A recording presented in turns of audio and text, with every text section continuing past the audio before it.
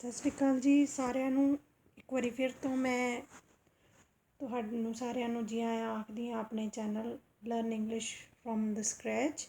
ਅਤੇ ਮੈਂ ਤੁਹਾਡੇ ਲਈ ਲੈ ਕੇ ਆਈ ਹਾਂ ਅੰਗਰੇਜ਼ੀ ਸਿੱਖੋ ਭਾਗ 2, ਜਿਸ ਵਿੱਚ ਅੱਜ ਮੈਂ ਤੁਹਾਨੂੰ ਪ੍ਰੈਕਟਿਸ ਕਰਵਾਵਾਂਗੀ ਨੋਨ ਐਕਸ਼ਨ ਸੈਂਟੈਂਸਿਸ ਦੀ, ਜਿਨ੍ਹਾਂ ਵਿੱਚ ਅਸੀਂ ਪ੍ਰੈਜ਼ੈਂਟ ਦੀ ਗੱਲ ਨੂੰ ਲੈ ਕੇ ਚੱਲਾਂਗੇ, ਪ੍ਰੈਜ਼ੈਂਟ ਟੈਂਸ ਨੂੰ ਲੈ ਕੇ ਚੱਲਾਂਗੇ। ਅਤੇ ਆਪਾਂ ਨੇ ਗੱਲ ਕੀਤੀ ਸੀ ਪਿਛਲੀ ਸਲਾਈਡ ਦੇ ਵਿੱਚ ਕਿ ਨੋਨ ਐਕਸ਼ਨ ਸੈਂਟੈਂਸਿਸ ਦੇ ਵਿੱਚ ਸਬਜੈਕਟ, ਹੈਲਪਿੰਗ ਵਰਬ ਔਰ ਆਬਜੈਕਟ ਲੱਗਦਾ ਹੈ, ਅਤੇ ਇਹਨਾਂ ਵਿੱਚ ਕੋਈ ਕੰਮ ਨਹੀਂ ਹੁੰਦਾ। ਨੋਨ ਐਕਸ਼ਨ ਸੈਂਟੈਂਸਿਸ ਦੇ ਵਿੱਚ ਸਿਰਫ ਔਰ ਸਿਰਫ ਅਸੀਂ ਕਿਸੇ ਦੇ ਬਾਰੇ ਦੱਸਦੇ ਹਾਂ ਕਿ ਉਸ ਦੀ ਵਿਸ਼ੇਸ਼ਤਾ ਕੀ ਹੈ, ਜਾਂ ਉਸ ਇਨਸਾਨ ਦੀ ਜਾਂ ਕਿਸੇ ਚੀਜ਼ ਦੀ ਸਟੇਟ ਆਫ ਬੀਇੰਗ ਕੀ ਹੈ। ਸੋ ਉਸੇ ਪਿਛਲੀ ਆਪਣੀ ਵੀਡੀਓ ਨੂੰ ਧਿਆਨ ਵਿੱਚ ਰੱਖਦੇ ਹੋਏ ਮੈਂ ਇੱਕ ਪ੍ਰੈਕਟਿਸ ਸੈਸ਼ਨ ਵਾਲੀ ਵੀਡੀਓ ਲੈ ਕੇ ਆਈ ਹਾਂ। ਸੋ ਆਈ ਹੋਪ ਤੁਹਾਨੂੰ ਇਹਦੇ ਤੋਂ ਹੈਲਪ ਮਿਲੇਗੀ ਅਤੇ ਤੁਸੀਂ ਖੁਦ ਵੀ ਪ੍ਰੈਕਟਿਸ ਕਰੋਗੇ। ਸੋ ਆਓ ਸਟਾਰਟ ਕਰਦੇ ਹਾਂ। Practising noun action sentences with helping verbs is, am or R.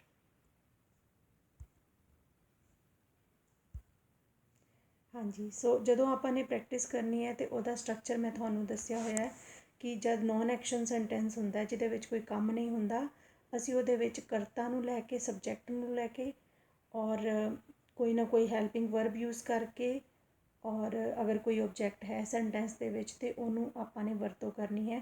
ਸੋ ਸਭ ਤੋਂ ਪਹਿਲਾਂ ਮੈਂ ਇੱਥੇ ਹੈਲਪਿੰਗ ਵਰਬ ਐਮ ਨੂੰ ਯੂਜ਼ ਕਰਕੇ ਸੈਂਟੈਂਸ ਦੀ ਪ੍ਰੈਕਟਿਸ ਕਰਾਂਗੇ, ਜਾਂ ਆਪਾਂ ਸੈਂਟੈਂਸ ਲਿਖਾਂਗੇ। Let's take N example. ਮੈਂ ਇੱਥੇ ਹਾਂ। ਮੈਂ ਇੱਥੇ ਹਾਂ, ਇਹਦੇ ਵਿੱਚ ਸਾਡੇ ਕੋਲ ਆਈ, ਮੈਂ ਸਬਜੈਕਟ ਹੋ ਗਿਆ। ਇੱਥੇ ਹਾਂ, ਹਾਂ ਤੋਂ ਸਾਨੂੰ ਪਤਾ ਲੱਗ ਗਿਆ ਹੈ ਕਿ ਪ੍ਰੈਜ਼ੈਂਟ ਦੀ ਗੱਲ ਹੈ, ਇਹ ਹੁਣ ਦੀ ਗੱਲ ਹੈ। ਇਸ ਕਰਕੇ ਅਸੀਂ ਇਹਦੇ ਵਿੱਚ ਆਈ ਦੇ ਨਾਲ ਐਮ ਲਾਵਾਂਗੇ, ਕਿਉਂਕਿ ਪ੍ਰੈਜ਼ੈਂਟ ਦੇ ਵਿੱਚ ਜਦੋਂ ਆਈ ਯੂਜ਼ ਕਰਨਾ ਅਤੇ ਉਹਦੇ ਨਾਲ ਹਮੇਸ਼ਾ ਐਮ ਲੱਗੇਗਾ। ਸੋ ਆਈ ਐਮ ਹੇਅਰ, ਕਿਉਂਕਿ ਇੱਥੇ ਕੋਈ ਕੰਮ ਨਹੀਂ ਹੈ, ਜਸਟ ਇੱਕ ਸਟੇਟ ਆਫ ਬੀਇੰਗ ਦੱਸੀ ਜਾ ਰਹੀ ਕਿਸੇ ਦੀ। ਸੋ ਇਹਨੂੰ ਆਪਾਂ ਲਿਖਾਂਗੇ ਆਈ ਐਮ ਹੇਅਰ, ਮੈਂ ਇੱਥੇ ਹਾਂ। ਨੈਕਸਟ ਐਗਜ਼ਾਮਪਲ ਲਈਏ, ਮੈਂ ਕਾਮਯਾਬ ਹਾਂ। ਫਟਾਫਟ ਤੁਸੀਂ ਕੀ ਦੇਖਣਾ ਹੈ ਇਹਨਾਂ ਦੇ ਵਿੱਚ ਕਿ ਸਬਜੈਕਟ ਕਿੱਥੇ ਹੈ ਸਾਡਾ ਸਬਜੈਕਟ ਕਿਹੜਾ ਹੈਗਾ, ਔਰ ਐਕਸ਼ਨ ਹੈ ਜਾਂ ਨੋਨ ਐਕਸ਼ਨ ਹੈਗਾ ਸੈਂਟੈਂਸ, ਔਰ ਉਸ ਤੋਂ ਬਾਅਦ ਆਪਾਂ ਨੇ ਸੈਂਟੈਂਸ ਬਣਾਉਣਾ ਸ਼ੁਰੂ ਕਰ ਦੇਣਾ। ਸੋ ਫਟਾਫਟ ਦੇਖੋ ਜੀ, ਮੈਂ ਸਬਜੈਕਟ, ਕਾਮਯਾਬ ਆਬਜੈਕਟ, ਹਾਂ ਆਈ ਦੇ ਨਾਲ ਹੈਲਪਿੰਗ ਵਰਬ ਸਾਡੀ ਐਮ ਲੱਗ ਜਾਣੀ ਹੈ, ਆਈ ਐਮ ਸਕਸੈਸਫੁਲ। ਇਸੇ ਤਰ੍ਹਾਂ ਨੈਕਸਟ ਐਗਜ਼ਾਮਪਲ ਹੈਗਾ, ਮੈਂ ਬਹਾਦਰ ਹਾਂ। ਮੈਂ ਬਹਾਦਰ ਕੁੜੀ ਹਾਂ। I am a brave girl. ਠੀਕ ਹੈ, ਬਰੇਵ ਗਰਲ ਸਾਡਾ ਕੀ ਹੈ, ਇੱਕ ਆਬਜੈਕਟ ਹੈ, ਸਬਜੈਕਟ ਆਈ ਅਤੇ ਐਮ ਸਾਡੀ ਹੈਲਪਿੰਗ ਵਰਬ ਹੈ। ਇਸੇ ਤਰ੍ਹਾਂ ਹੋਰ ਐਗਜ਼ਾਮਪਲ ਹੈ, ਮੈਂ ਵਿਹਲਾ ਹਾਂ। I M free. ਇਹ ਸੀਗੀ ਐਗਜ਼ਾਮਪਲਸ ਜਦੋਂ ਆਪਾਂ ਨੇ ਐਮ ਯੂਜ਼ ਕਰਕੇ ਸੈਂਟੈਂਸ ਬਣਾਉਣਾ ਹੈ। ਅਤੇ ਇਹਨਾਂ ਵਿੱਚ ਮੇਨ ਚੀਜ਼ ਕਿਹੜੀ ਧਿਆਨ ਦੇਣ ਵਾਲੀ ਹੈਗੀ ਹੈ ਕਿ ਸਾਰਿਆਂ ਦੇ ਵਿੱਚ ਪਹਿਲਾਂ ਸਬਜੈਕਟ ਜਿਹੜਾ ਆਈ ਦੇ ਨਾਲ ਅਸਾਂ ਨੇ ਐਮ ਲਾਉਣਾ ਹੈ, ਇੱਥੋਂ ਪਤਾ ਲੱਗ ਜਾਣਾ ਸਾਨੂੰ, ਮੈਂ ਤੋਂ। ਅਤੇ ਹਾਂ ਪਿੱਛੇ ਪ੍ਰੈਜ਼ੈਂਟ ਦੀ ਗੱਲ ਹੋ ਰਹੀ ਹੈ, ਅਤੇ ਫਿਰ ਸਾਨੂੰ ਇਹ ਪਤਾ ਲੱਗ ਜਾਏਗਾ ਕਿ ਇਹਦੇ ਵਿੱਚ ਹੈਲਪਿੰਗ ਵਰਬ ਐਮ ਲਾਉਣੀ ਹੈ, ਅਤੇ ਇਹ ਨੋਨ ਐਕਸ਼ਨ ਸੈਂਟੈਂਸ ਹੈ, ਕਿਉਂਕਿ ਕਿਸੇ ਵੀ ਐਗਜ਼ਾਮਪਲ ਦੇ ਵਿੱਚ ਕੰਮ ਨਹੀਂ ਹੋ ਰਿਹਾ। ਅਗਰ ਅਸੀਂ ਨੋਨ ਐਕਸ਼ਨ ਸੈਂਟੈਂਸ ਬਣਾਉਣਾ ਹੈ ਇਜ਼ ਲਾ ਕੇ, ਅਤੇ ਉਹ ਆਪਾਂ ਦੇਖਦੇ ਹਾਂ ਨੈਕਸਟ ਸਲਾਈਡ ਵਿੱਚ, ਜਿਹਦੇ ਵਿੱਚ ਨੋਨ ਐਕਸ਼ਨ ਸੈਂਟੈਂਸਿਸ ਦਾ ਸਟਰਕਚਰ ਹੈਗਾ। ਜਦ ਅਸੀਂ ਆਰ ਹੈਲਪਿੰਗ ਵਰਬ ਯੂਜ਼ ਕਰਨੀ ਹੈ, ਤੁਹਾਨੂੰ ਪਤਾ ਹੈ ਕਿ ਆਰ ਕਿਹਦੇ ਨਾਲ ਲੱਗਦੀ ਹੈ, ਆਰ ਹਮੇਸ਼ਾ ਯੂ ਦੇ ਨਾਲ ਜਾਂ ਵੀ ਦੇ ਨਾਲ ਲੱਗਦੀ ਹੈ, ਰਾਈਟ, ਜਾਂ ਦੇ ਪਲੂਰਲ ਦੇ ਵਿੱਚ ਆਰ ਨੂੰ ਯੂਜ਼ ਕੀਤਾ ਜਾਂਦਾ ਹੈ। ਅਤੇ ਨੋਨ ਐਕਸ਼ਨ ਸੈਂਟੈਂਸਿਸ ਵਿੱਚ ਧਿਆਨ ਦਿਓ ਐਗਜ਼ਾਮਪਲ ਵੱਲ, ਤੁਸੀਂ ਭਾਵੁਕ ਇਨਸਾਨ ਹੋ। ਕੋਈ ਕੰਮ ਨਹੀਂ, ਕਿਸੇ ਦੀ ਸਟੇਟ ਆਫ ਬੀਇੰਗ ਦੱਸੀ ਜਾ ਰਹੀ ਹੈ, ਕਿਸੇ ਦੇ ਬਾਰੇ ਦੱਸਿਆ ਜਾ ਰਿਹਾ ਹੈ। ਸੋ ਤੁਸੀਂ ਤੋਂ ਪਤਾ ਲੱਗ ਗਿਆ ਸਾਨੂੰ ਕਿ ਇਹਦੇ ਵਿੱਚ प्रोनाउन किहड़ा यूज़ होना है, यू। तुसी यू भावुक इंसान हो।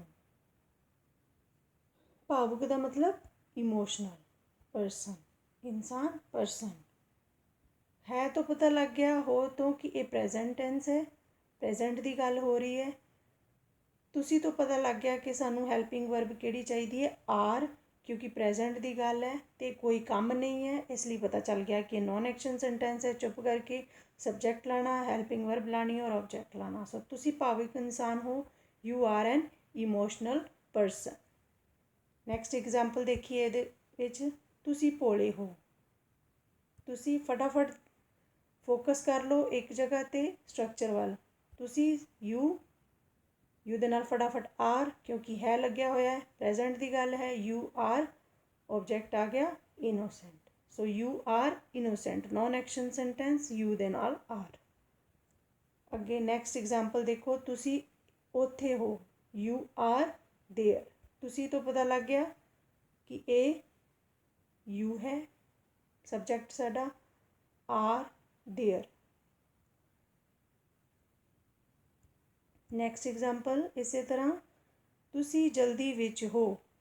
तुसी यू आर इन ए हरी, जल्दी विच, कोई काम नहीं, नॉन एक्शन सेंटेंस। जल्दी विच होना, वोकैबलरी साडे कोल की आ गई, इन अ हरी।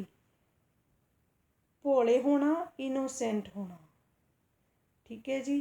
भावुक होना, इमोशनली। सो तुसी नाल दी नाल जिहड़े तुहानूं नवे वर्ड लग रहे ने, जिन्हां दा मीनिंग तुहानूं जे नहीं पता तां तुसी नाल दी नाल अपनी नोटबुक ते नोट डाउन कर सकते हो, ताकि इन्हां नूं तुसी अगे किते होर भी यूज़ कर सको। अगे तुहानूं प्यास लगी है, तुहानूं प्यास लगी है, तुहानूं दी भी इत्थे की सेंस है, किसी दे बारे दस्सिया जा रहा है, सैकेंड पर्सन।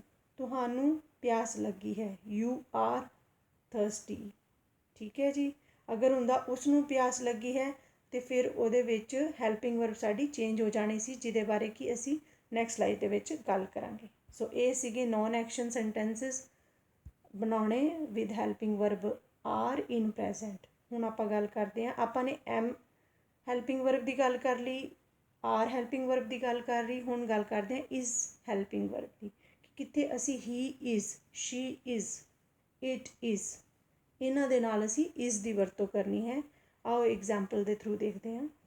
पहला एग्जाम्पल है, वो होशियार बच्चा है। इत्थे एक बच्चे की गल हो रही है, एक बच्चे नूं इंडिकेट किया जा रहा है। सो उत्थे इहदी सेंस बनेगी, वो होशियार बच्चा है, ही इज़, क्योंकि इत्थे प्लूरल सॉरी इत्थे मेल बच्चे की गल हो रही है। सो आपां ने ही लाना है, ही इज़, ही इज़, ही दे नाल इज़। है तो पता चल गया ये प्रेजेंट की गल है। सो आपां ने इत्थे इज़ हैल्पिंग वर्ब लानी है। काम कोई नहीं हैगा, बच्चे की स्टेट ऑफ बीइंग दसी जा रही है कि वह की है। सो इंटैलीजेंट, एन इंटैलीजेंट इत्थे लग्या क्योंकि आई जिहड़ा है वो एक वॉवल है, तो साडा जिहड़ा वर्ड हैगा ये इंटैलीजेंट आई दे नाल शुरू हो रहा है। सो जदी भी word I A E I O you नालों शुरू होंदे ने, उन्हां दे नाल असीं एन आर्टिकल लाते हैं। इन्हां दे उत्ते एक अलग वीडियो विच तुहानूं डीपली एक्सप्लेन किया जाएगा। सो नैक्सट एग्जाम्पल देखिए, इज़ दा, वो बीमार है। हुण इत्थे किसी थर्ड परसन की गल हो रही है, वो बीमार है, वो कुड़ी भी हो सकती है, वो मुंडा भी हो सकता है, डिपेंड करता है। ठीक है, तुसी दोवें अगर इत्थे यूज़ कर रहे हो ये अकॉर्डिंग ही या शी, तो तुसी ठीक हो। अगर तुसी ही इज़ इल कर रहे हो तां भी तुहाडा सेंटेंस करैक्ट है, अगर तुसी शी इज़ इल आ रहे हो तां भी तुहाडा सेंटेंस करैक्ट है। ठीक है जी। ये ही और शी ये प्रोनाउन हैगे ने, इन्हां दी वरतों फस्ट सैकेंड थर्ड परसन किद्दां कीती जांदी है, ये भी तुहानूं नैक्सट किसी वीडियो दे विच एक्सप्लेन किया जाएगा। नैक्सट हैगा एग्जाम्पल, वो इंसान बहुत बुरा है। हुण इत्थे किसी थर्ड परसन की गल की जा रही है कि वह बहुत बुरा है। बुरा तो पता चल गया कि ये किसी मेल की गल हो रही है तो पता चल गया कि ये प्रेजेंट टेंस है, प्रेजेंट की गल हो रही है।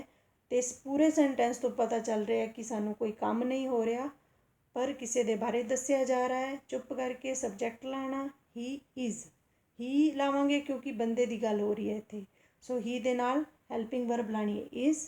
ਹੀ ਇਜ਼ ਵੈਰੀ ਮੀਨ ਜਿਹਨੂੰ ਕਹਿੰਦੇ ਆ, ਜਾਂ ਬੈਡ ਪਰਸਨ। ਮੀਨ ਪਰਸਨ ਜਾਂ ਬੈਡ ਪਰਸਨ, ਦੋਨਾਂ ਵਿੱਚੋਂ ਕੋਈ ਵੀ ਇੱਕ ਵਰਡ ਯੂਜ਼ ਕਰ ਸਕਦੇ। ਠੀਕ ਹੈ ਜੀ। ਨੈਕਸਟ ਹੈਗਾ, ਸੋ ਇਹ ਤਾਂ ਸੀਗੇ ਇਜ਼, ਐਮ, ਆਰ ਨੂੰ, ਹੈਲਪਿੰਗ ਵਰਬ ਨੂੰ ਆਪਾਂ ਨੇ ਯੂਜ਼ ਕੀਤਾ ਹੈ ਨੋਨ ਐਕਸ਼ਨ ਸੈਂਟੈਂਸਿਸ ਦੇ ਵਿੱਚ, ਪ੍ਰੈਜ਼ੈਂਟ ਦੇ ਵਿੱਚ। ਹੁਣ ਕਿਉਂਕਿ ਆਪ ਸਿਰਫ ਇਹ ਨਹੀਂ ਕਿ ਇੱਕ ਐਗਜ਼ਾਮਪਲ ਦਿੱਤਾ ਔਰ ਉਹਨੂੰ ਬਣਾ ਲਿਆ, ਮੇਰੀ ਕੋਸ਼ਿਸ਼ ਇਹ ਹੈ ਕਿ ਤੁਸੀਂ ਡੇਲੀ ਲਾਈਫ ਦੇ ਵਿੱਚੋਂ ਜਿਹੜੇ ਤੁਸੀਂ ਆਮ ਆਪਣੀ ਜ਼ਿੰਦਗੀ ਦੇ ਵਿੱਚ ਹਰ ਰੋਜ਼ ਵਿਚਰਦੇ ਹੋ, ਉਹਨਾਂ ਚੀਜ਼ਾਂ ਤੋਂ ਤੁਸੀਂ ਇੰਗਲਿਸ਼ ਨੂੰ ਸਿੱਖ ਪਾਓ, ਨੌਲੇਜ ਗ੍ਰੈਬ ਕਰ ਪਾਓ। ਸੋ ਮੈਂ ਇੱਥੇ ਇੱਕ ਤੁਹਾਨੂੰ ਇੱਕ ਦੱਸਣ ਦੀ ਕੋਸ਼ਿਸ਼ ਕਰ ਰਹੀ ਹਾਂ ਇਸ ਐਗਜ਼ਾਮਪਲ ਦੇ ਥਰੂ ਕਿ ਤੁਸੀਂ ਕਿੱਦਾਂ ਸੈਂਟੈਂਸ ਫਾਰਮੇਸ਼ਨ ਕਰ ਸਕਦੇ ਹੋ। So visualising any room of your home and make noun action sentences, ਕਿਉਂਕਿ ਆਪਾਂ ਪਹਿਲਾਂ ਸ਼ੁਰੂਆਤ ਨੋਨ ਐਕਸ਼ਨ ਸੈਂਟੈਂਸਿਸ ਤੋਂ ਕੀਤੀ ਹੈ।